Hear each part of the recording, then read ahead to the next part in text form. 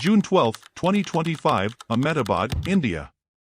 Air India flight AI171 is cleared for takeoff. However, not even after 2 minutes it tragically falls out of the sky, obliterating a medical student. The news spreads like wildfire. Within minutes the tragedy takes headlines across the globe, sparking interest. But what actually happened? The aircraft, a Boeing 787-8 Dreamliner nicknamed Emperor Vikramaditya, had logged thousands of safe flying hours. Its engines had recently been serviced. The right engine was replaced in March 2025, and the left was given an extensive service in 2023, still within service intervals.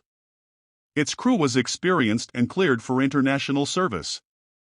For the 230 passengers boarding that day in Ahmedabad, it was a typical Wednesday.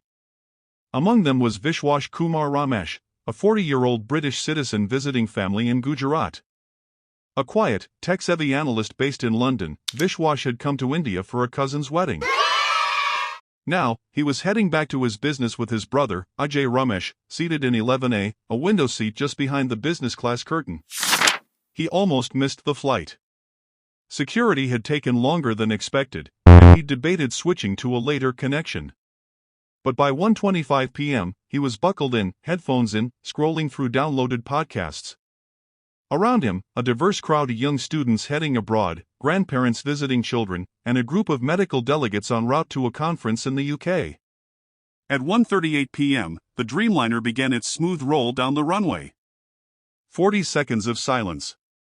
The aircraft lifted gently into the sky, wheels still retracting. Inside the cockpit, Captain Sumit Subberwal and First Officer Clive Kundur calmly monitored the early climb, a routine departure in clear skies. But within 30 seconds, it was clear something had gone horribly wrong. The lights flickered, then completely turned off, sending the 242 passengers into darkness. Onboard entertainment systems began to display faults, some even switching off altogether. Both engines had lost thrust. The cockpit was in a scene of disarray. Both pilots scrambled to avoid a collision, issuing a mayday call almost immediately. This call was never received. Warnings lit up. The aircraft, only 650 feet off the ground, started to dip. From his seat, Vishwash felt a sudden shudder, followed by an unnatural silence. The engines had gone quiet, not off entirely, but eerily low. Passengers looked around nervously. Flight attendants froze mid-motion. Then came the sharp tilt. The nose dipped. Luggage compartments burst open. Someone screamed. In a last-ditch attempt to save the plane, the pilots attempted to steer the plane back up. Unfortunately, it was too late.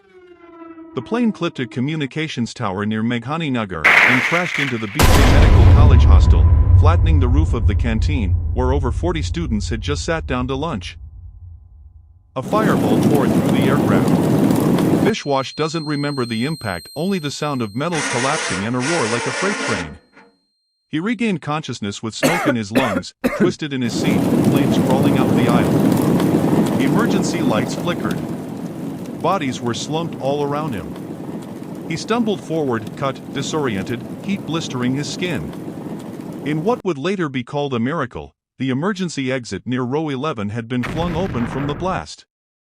Vishwash crawled toward it, dropping onto shattered ground and rolling through burning luggage, narrowly avoiding a second explosion. Behind him, 241 others, including all 11 crew, perished. It took just minutes for the city to realize what had happened. Flames soared above the college. Students trapped beneath debris screamed for help. Survivors from the hostel poured into the street, many injured, covered in soot and blood. Fire engines and ambulances descended on the scene. 186 bodies were pulled from the wreckage that day. Others were recovered in the following 72 hours. In the outside world, the news spread like wildfire. Breaking news. Ordinary media coverage was interrupted with the shocking tragedy. Within minutes, the whole world knew there was a fatal aviation accident. Everyone on board had perished. Unbeknownst to them, however, there was a sole survivor, Vishwash Kumar Ramesh. Vishwash, still in shock, was taken to civil hospital, his clothes melted, lungs burned, but alive. He was sedated and kept in isolation as authorities confirmed his identity. Word of a single survivor swept across the country. By evening, his name was known in every home. Vishwash's parents, watching helplessly in London, thought the news was a cruel mistake until he called them himself. Investigators arrived within hours. Both black boxes, the flight data recorder and cockpit voice recorder, were recovered and sent for urgent analysis. Early reports suggested the ram air turbine, RAT, had deployed mid-climb. Unusual as this was only ever deployed in emergencies. The ram air turbine is a tiny turbine attached to a hydraulic pump or generator, designed to supplement energy in the case of a shortage.